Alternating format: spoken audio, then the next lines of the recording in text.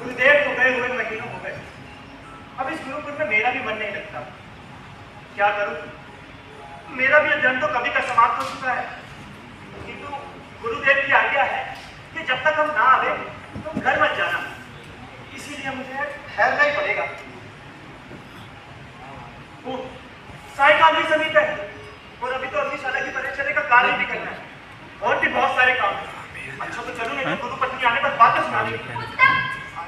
कौन? अरे मैं यहाँ फूल चुनने आया था, थोड़ा विलंब हो गया और अभी तो अग्निशाला का कार्य भी करना है। सायकाल भी समीप है, इसलिए मैं शीघ्रता कर रहा था। शीघ्रता क्यों? और भी तो छात्र हैं, कोई भी कर लेगा। रुको तो। किंतु गुरुदेव की आज्ञा है, मुझे पर ये सारा भार है, नहीं तो वे अग्रसर होंगे। उन्हें मैं समझा दूंगी, तुम्हें इसकी चिंता क्यों है? और फिर जो लोग दूसरों की परवाह नहीं करते, उनके लिए दूसरे हाथ से क्यों मारे? क्या कहा?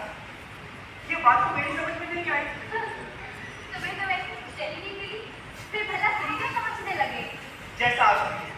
गुरुदेव तो कह रहे थे कि अब के आने पर तुम्हें छुट्टी दे देंगे और तुम्हारा अध्ययन तो कभी का समाप्त हो चुका है। तुम तो कुछ भी नहीं समझते। किंतु मैं दार्शनिक प्रकृति अपने सहपाठियों से भी विशेष शीघ्र समझता था और गुरु जी की भी यही धारणा है। अच्छा तो बताओ, ये फूल तुम क्यों छूते हो? मुझे भले लगते हैं। तब तो तुम मानते हो जिसे जो भला लगे उसका वे स्वायत्त करे। क्यों? खैरिए, इसमें कोई आपत्ति तो नहीं है। इसमें तो छोड़ राघव भी कह सकता है कि मुझे अमोघ वस्तु की है, इसीलिए मैं उसे लेता हूँ। मेरा ये कहना है कि धन प्राकृतिक एक उदाहरण का दान है। पवन उसे सौरभ लेता है, स्वयं जो पवन का स्वामी है वह भी इसमें असमर्थ है। पवन उसे सौरभ कहाँ से लाकर किसे किसे देता है, इसका कोई ठिकाना नहीं। हाँ, अत्यंत ये सिद्ध हुआ कि धन प्राकृतिक एक साधारण वस्तु है, इसीलिए मैं उसे लेता हूँ। यह मुझे रिश्ते भी है, सब मेरे हैं।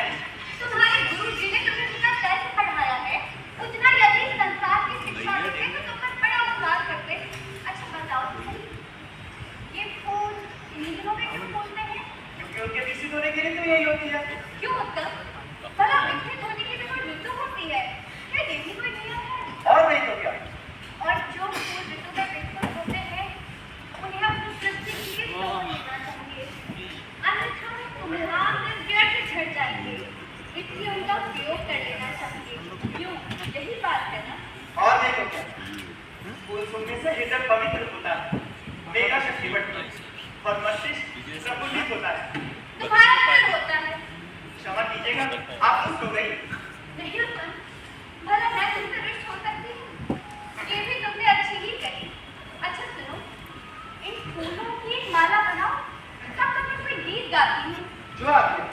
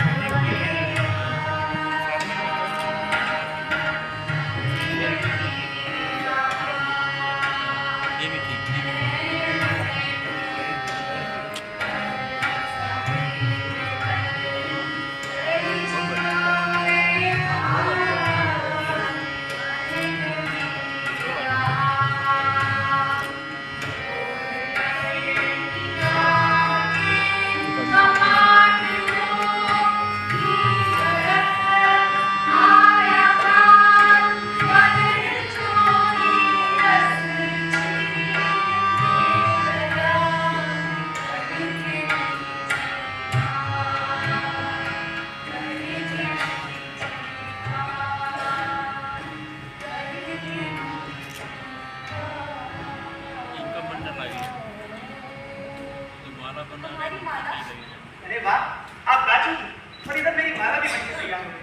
देखते हैं। हाँ जी, तुम तो इस विद्या में भी सिद्धहस्त हो। सुनो, इसे मुझे पहना तो दो। नहीं, मेरे बालों में लगा दो, मुझसे तो लगेगा नहीं। ये तो मुझे भी नहीं आता। अरे, मैं बताती हूँ तुम्हें। आराम से बैठ गए, काम कोई तो बाद में आया।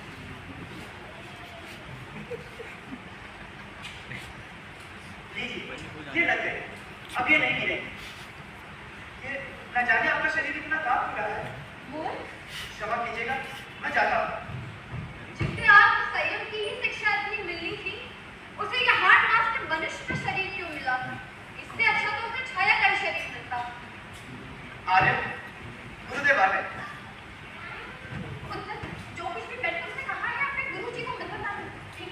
आप क्या कहती है मुझे कुछ समझ में नहीं आता। चलिए लीजिए, गुरुदेव इधर ही आ रहे हैं। आर्यपुत्र, आप आ गए। आपने बड़ा विलंब किया। इतने दिनों के लिए मुझे अकेले छोड़ के जाना आपकी बहुत बड़ी भूल है। मैं तुम्हारे पास पड़ गया, क्या उसने भी साथ नहीं किया? कौन? उत्तम? अरे वो तो अपने घर जाने के लिए उत्सुक है।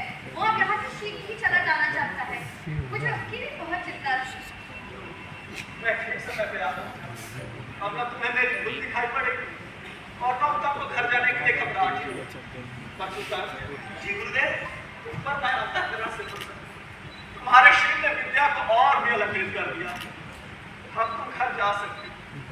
यद्यपि मुझे इंद्रप्रस्थ जाना पड़ेगा, परंतु मैं उसका कोई न कोई प्रबंध कर लूंगा। जब विजय का अभिषेक होने वाला, वो तक्षशिला विजय करके आया, किंतु काश्यप उसके विरुद्ध। किंतु गुरुदेव, कश्यप तो जन्मजय का पुरोहित है ना, फिर मैं इसके विरुद्ध क्यों है? राजकुल पर विशेष शासन जमाने के लिए प्रायः वो विरोधी बन जाया करता है और अधिकतर